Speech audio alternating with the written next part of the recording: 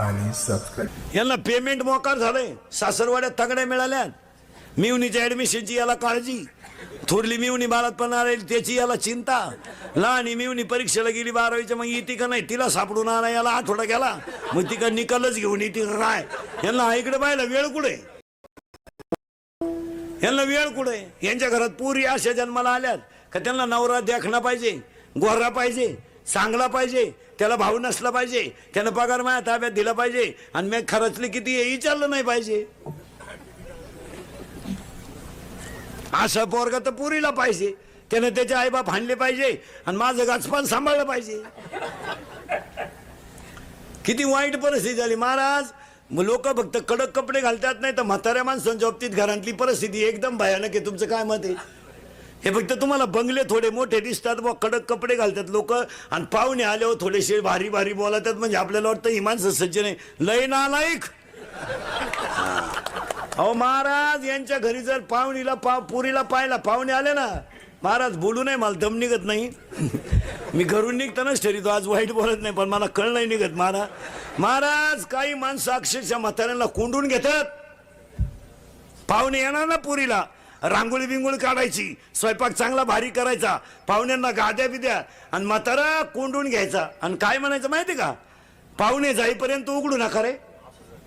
हा, काही बोलल तो येणार का तो, कारण येणारे पाहुणे सगळे बिनबापाचे ना, त्यांना बाप कुठे, ते वड्याला सापडे लावला दी. हा, उलट माणसानं म्हाताऱ्याला जरा बरे कपडे घालून पाहुण्यात बसवलं पाहिजे. तुमचं काय मत आहे? जाऊ द्या बस, तो याला असू द्या, आणि पाहुण्याला माहिती आहे ना वयस्कर माणसं वया परत्वे बुद्धीत बदलून व त्यांची भाषा सरकू शकते, हे येणाऱ्या माणसांना सुद्धा माहिती. मग बाप लपून ठेवायचा. अरे उलटा म्हातारा पुढे आला म्हणजे खरं सांगा, खरं लग्न म्हाताराच जमेल. वा वा वा, ते साधं दिसतंय, पण साधं ना कसं. कुठले पाहुणे, पोराची आई कुठली, त्याला मामा किती, पोर काय करतय, पेत बितय का सरळ. वा, अरे अरे त्याची बहीण कुठं देईल, किती महापात माहिती. महाराज तो वाईट नाही बोलणार, पण फायद्याची माहिती काढल्याशिवाय.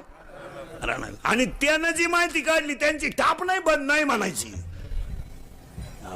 अरे अरे, त्या पुरीची भावजाई त्यांच्या जातीचीच आहे का. किती साधा झटका आहे. पण म्हातार आहे ते जुनं ते.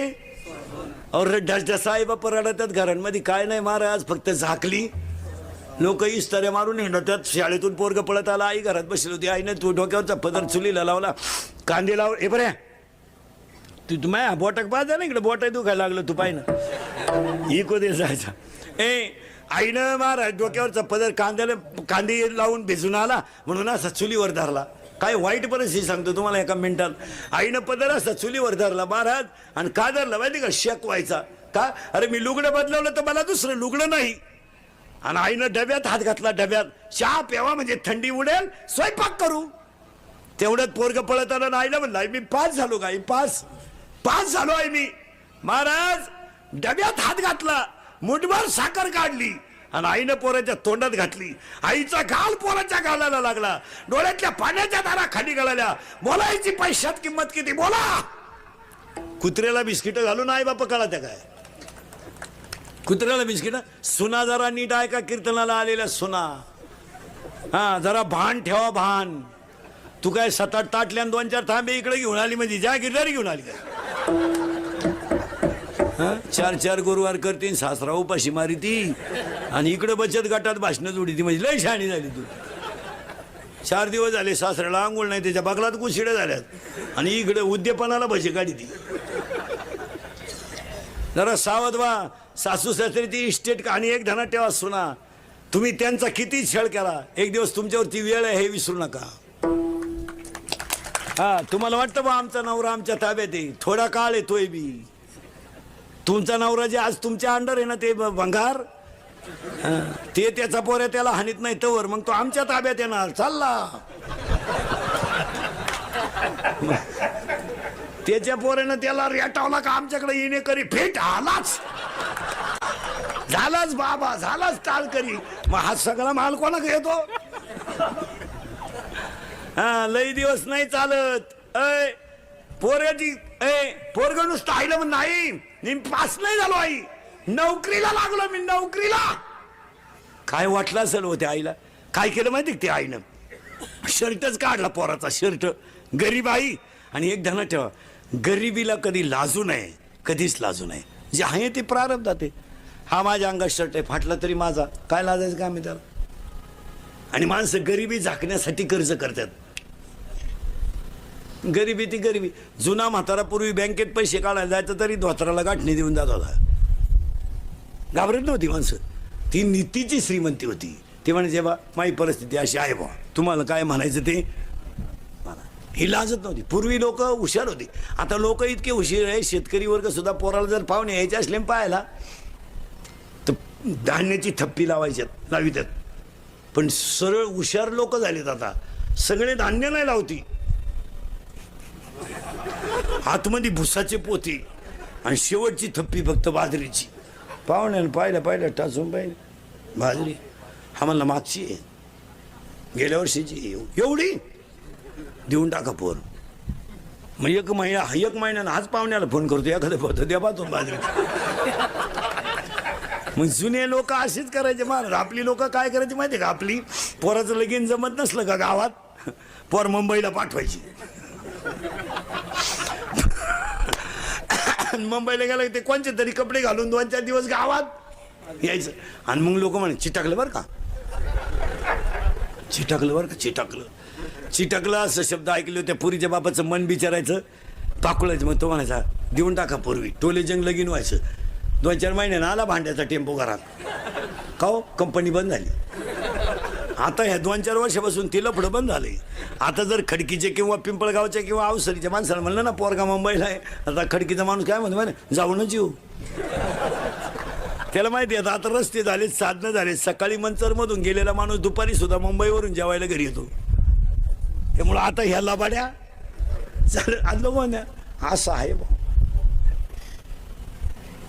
अय त्या आईनं शर्ट काढला, दगडावर धुवायला काढला, तर डोळ्यातल्या पाण्यानं दगड ओला झाला. इतकी रडली आई.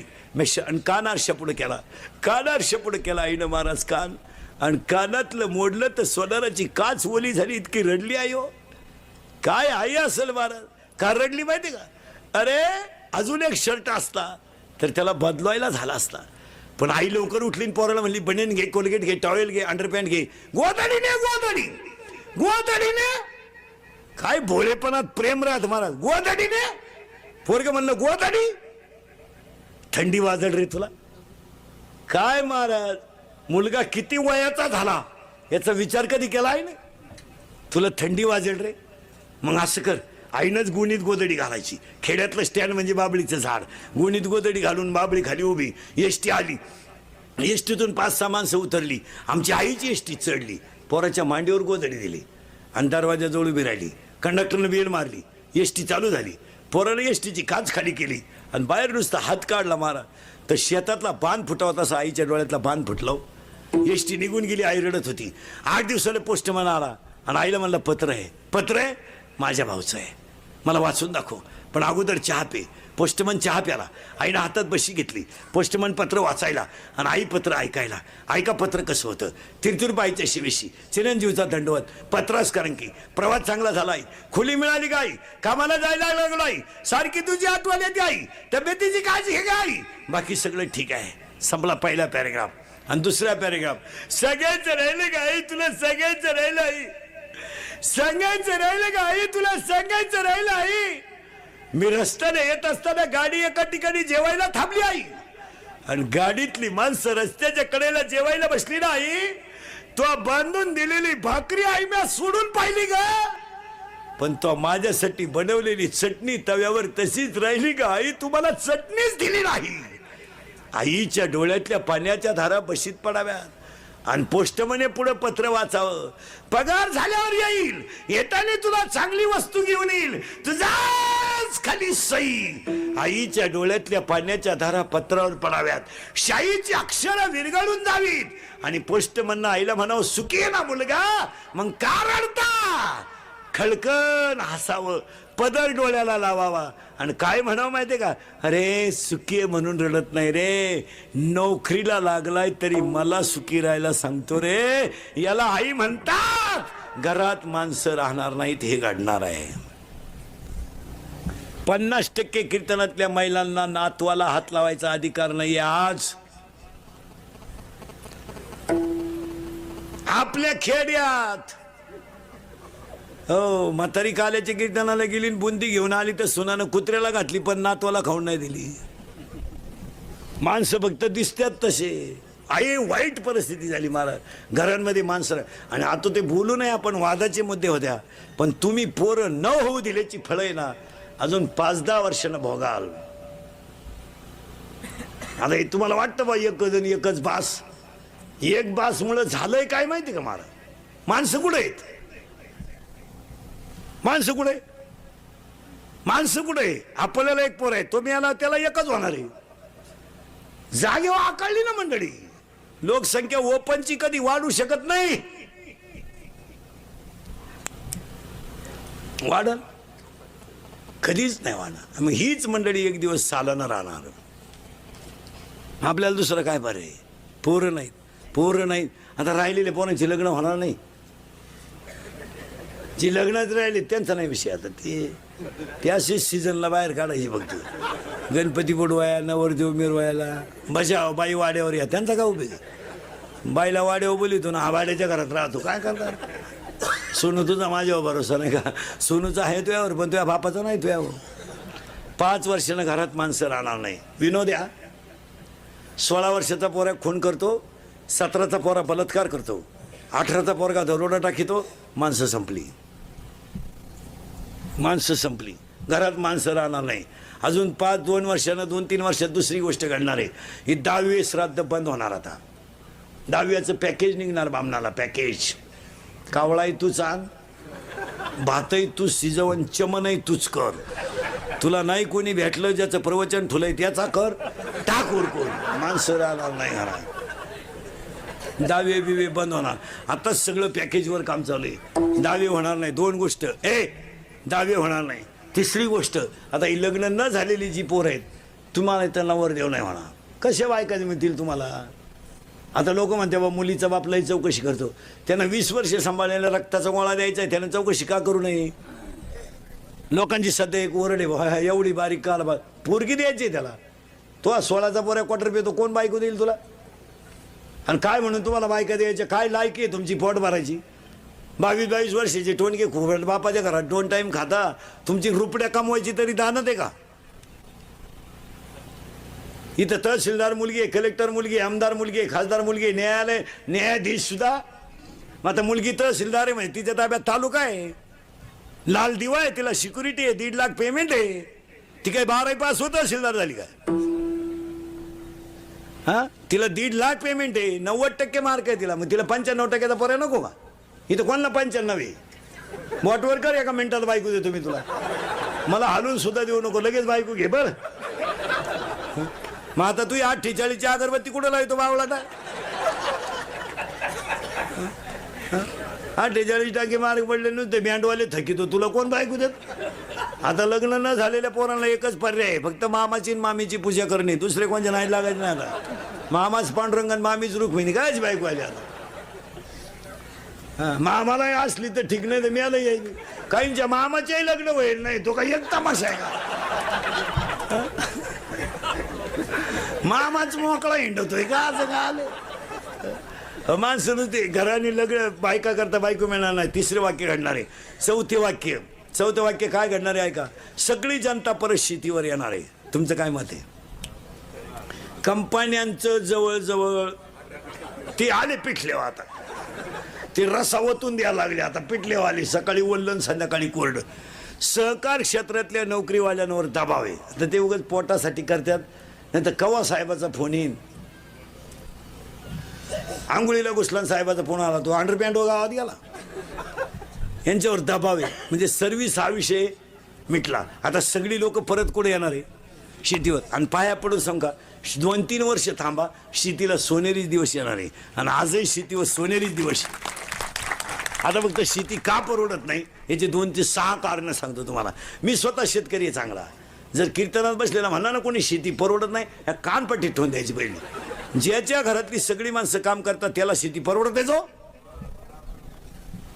फक्त घरात व्यसन नकोय आणि कामाचं एक मत पाहिजे, शेती कधीच तोट्यात येऊ शकत नाही. तुमची ऍव्हरेज काढायची दानत आहे का?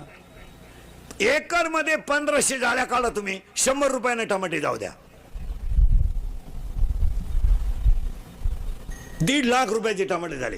लाख खर्च, 1.25 लाख, 25 ते फीट झाले. मग तुम्ही 500 जाळ्यांवर जर धाब्याची उधारी 900 जाळ्यांची करता, तारी इकून मरतो का तू? असं कुठं जमल? शेतकरी वर्गाचा हाच मोठा प्रॉब्लेम झालाय. एक तर मजूर मिळत नाही, घरात माणसं नाही, आणि शेती का परवडत नाही याला 6 कारण आहेत. 1, वारंवार त्या जमिनीत तेच पीक.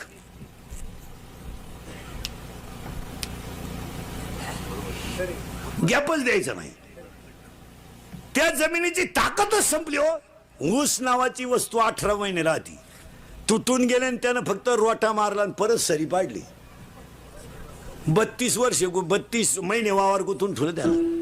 कशाला शेती टिकल? वारंवार त्याच जमिनीत तेच पीक. 2, 100% शेतकरी तणनाशक वापरतो. टाटा मेट्री, निराया कत्तर, राऊंडअप, गोल, M45, M35, अविनाश.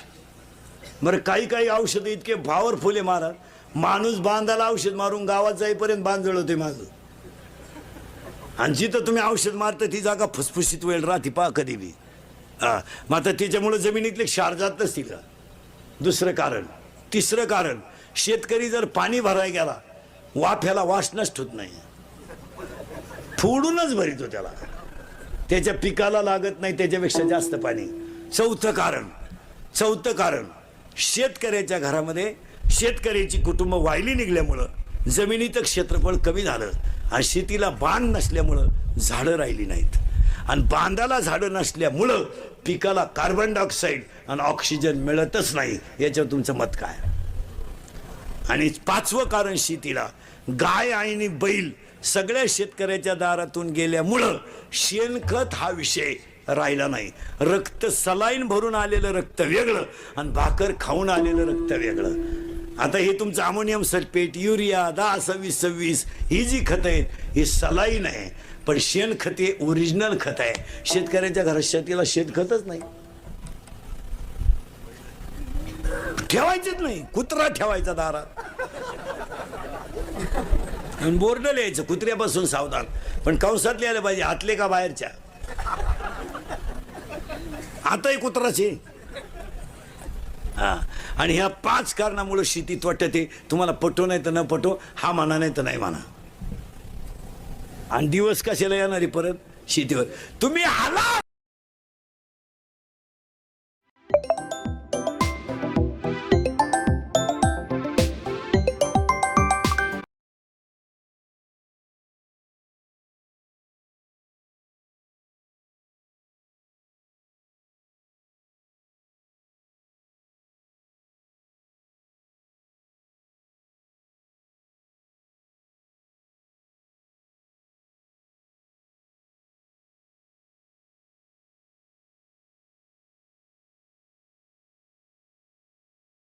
बाजार.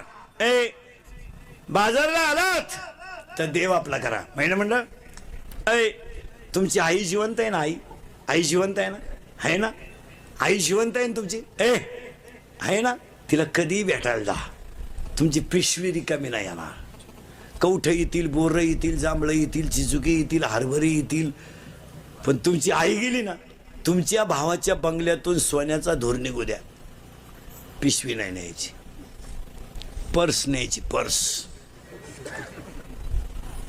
आता उत्तर द्या महिला मंडळ, तुमची पिशवी भरून देणारी कोण आहे? आई आहे, बरोबर आहे ना? आता लबाड नाही बोला बरं का. सणासुदीचे दिवस आहे, मी तुमच्या मुलासारखा वळी आली. आता फक्त तुमच्या पायाला हात लावून सांगतो, माझ्याशी खोटं बोलायचं नाही. तुमच्या मुलासारखा आहे मी. तुम्हाला कधी असं वाटलं का तुमच्या आई मारावा? नाही ना? नाही ना? लबाड नाही बोलायचं बरं का. तुमची आई कधीच मरू नये असं तुम्हाला वाटलं ना? वाटलं ना? वाटलं ना? वाटलं ना? वाटलं ना? मग तुम्ही ज्याच्या पगारावर उड्या हाणता त्याला आई असेल ना.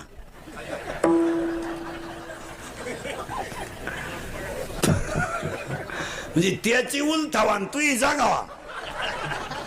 देव लय भारी आयडिया करतो, त्याची ठुतो. काय किती लाबाड लोक आहे. 10 वर्षापूर्वी मुलीचं लग्न झालं ना, पोरगी नवऱ्याच्या घरी जर चालली तर पोरीची आई काय म्हणायची माहिती का? जबाबदारी आमची संपली, तू तुझा संसार कष्ट करायचे. तक्रार आल्यावर जर तक्रार आली तर थोबाड फोडून टाकीन आई म्हणायची. आता या 2-4 वर्षापासून आई काय सांगते माहिती पोरीला? एखादा महिना पाय, सगळ्यांचा अंदाज घे, नाही तर पाहुणा इकडे घेऊन ये, त्याला आपण टपरी टाकून देऊ. पा दरिद्री 50% पोरींच्या संसाराचं वाटोळं तिच्या आईनं केलं. इतकी खोड आहे आईला, इतकी ती पण दिसते अशी. फक्त पुरीचा फोन आला, चालली थोबाड वाशी. तुला काम नाही काय तिकडे? कांद्यातलं गाबाळ का मर ना. का दुसरीची घरं बिगडी ती? ऐ ऐ जर आजपासून पुरीच्या घरी डोकं लावलं, तू कशावरही लिहून ठेव, आज वर्षानच तुझं श्राद्ध येणार. कशावर लिहि? ज्याचं त्याचं प्रारब्ध आहे, जो तो भोगील. चांगलं करणं आपलं काम आहे. विहिरीतल्या पाण्याचं दंडानं जाणं पाणी काम आहे. ती मिरचीला गेलंय तिखट झालंय, कारल्याला गेलं कडू झालंय, उसाला गेलंय गोड झालंय, पाण्याचा काय दोष आहे? आव्यामधल्या मडक्यानं कुंभारानं मडकं घडवणं हे त्याचं काम आहे. काही मडके ते हंडीला गेले, काही दहाव्याला गेले, काही म्हाताऱ्याला घेऊन गेले. कुंभाराचा काय दोष आहे? ज्याचं त्याचं प्रारब्ध असेल तसं तो भोगीन. आणि तुम्ही प्रारब्धच बदलवायला निघाले पोरीचं. महाराज 10-10 लाख रुपये घालून सुद्धा पुरींच्या आयानी पुरी नांदू दिल्या नाहीत. घेऊन आली, मला काही जड नाही म्हणली.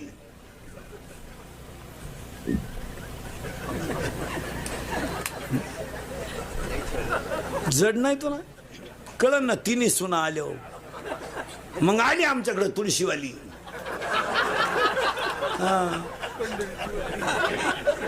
प्रस्थान कवाय म्हणते? प्रस्थान प्रस्थान कवाय? आपण म्हणलं का ज्येष्ठ महिन्यात आहे, लांबलं काय ना बाई. हो जम्बूक करी. ज्यानं बायकोच करेल नाही ना, बायको तो पोर आहे ना महाराज, कोणाला बोलून देत नाही. बायको करू दे, अशी नीट करून टाकीन. बायको आपल्या पुढं नीट करीन, गपचीप बस. असंच म्हणायचा तो बाप भाऊ. तो तर सासरवाडीला कांदे वाट्यानं करायला गेला भाऊ. ती इकडं झिरती का? जिला सुन नाही ना एकही, ती तटला कळ्याच फोडू देते नुसत्या, कोणाला बोलून देत नाही. माझ्या डोळ्या देखत आणायची, माझ्या डोळ्या देखत आणायची. अण्णा आण ग बयान. तुला अजून सुनाचा झटका माहित नाही. वैशाखात सुना आली का ज्येष्ठात तुझ्या डोळ्याचं ऑपरेशन झालं, तुला अजून माहित नाही. जिची थोरली सुना आली तिच्या धाकट्या पोराला पाहुणे आले आणि ती म्हणते यंदा नाही, दिवाळीनंतर पाहू. का पहिलीनच एवढी जी रावली. माझी भाषा नाही, मी ओव्यांप्रमाणे तुम्हाला पाठ पर्यंत देणार. हो जम्बूक करी गर्जना जो देखिली नाही पंचानना. कोल्याची कुई फक्त वाघ दिसेपर्यंत सिंह दिसेपर्यंतच चालती. काही लय दिवस चालत का? हाताने इज्जत घालायची. संसार एवढा नेट लावून कायला करायचा? काय मागच्याला घे नाही.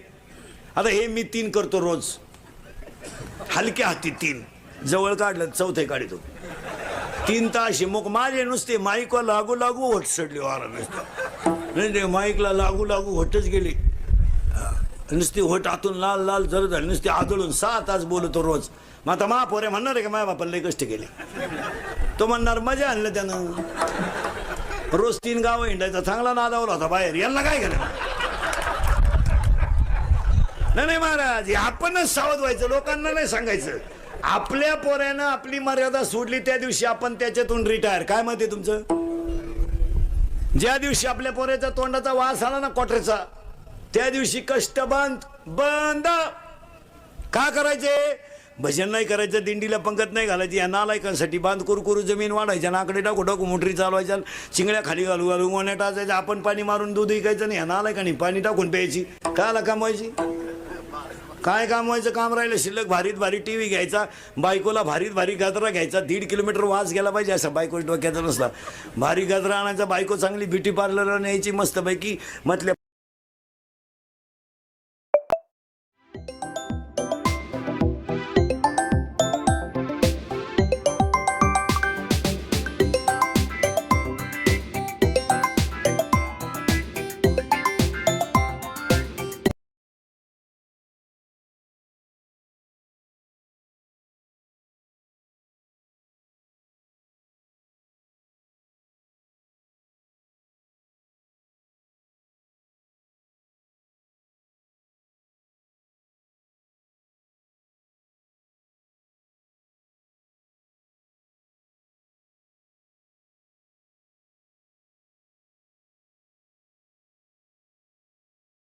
म्हटल्या फटीत चमकी बिमकी भरून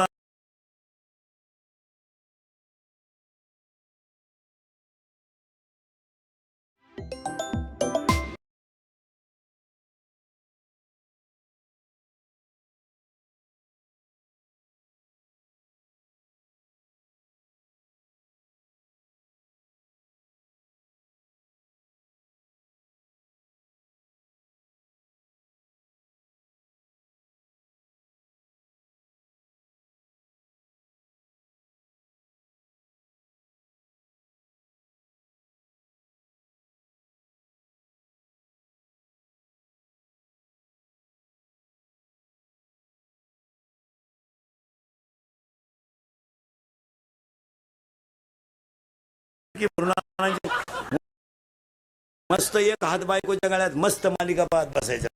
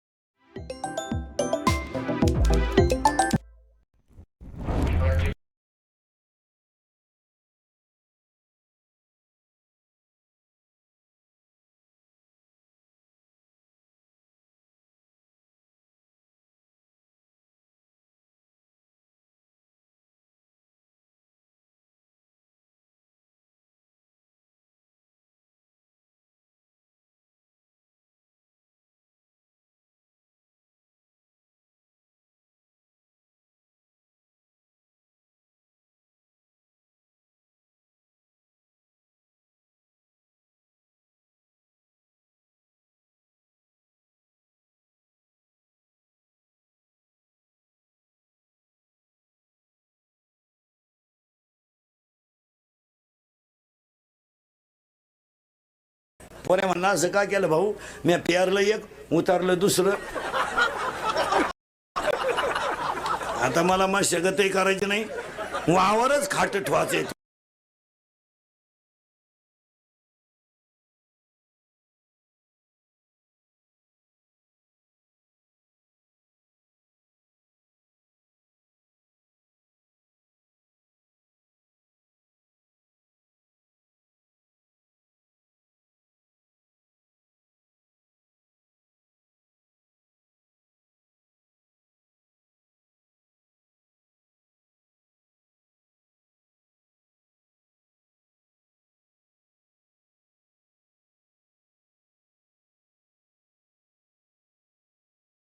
तुला काय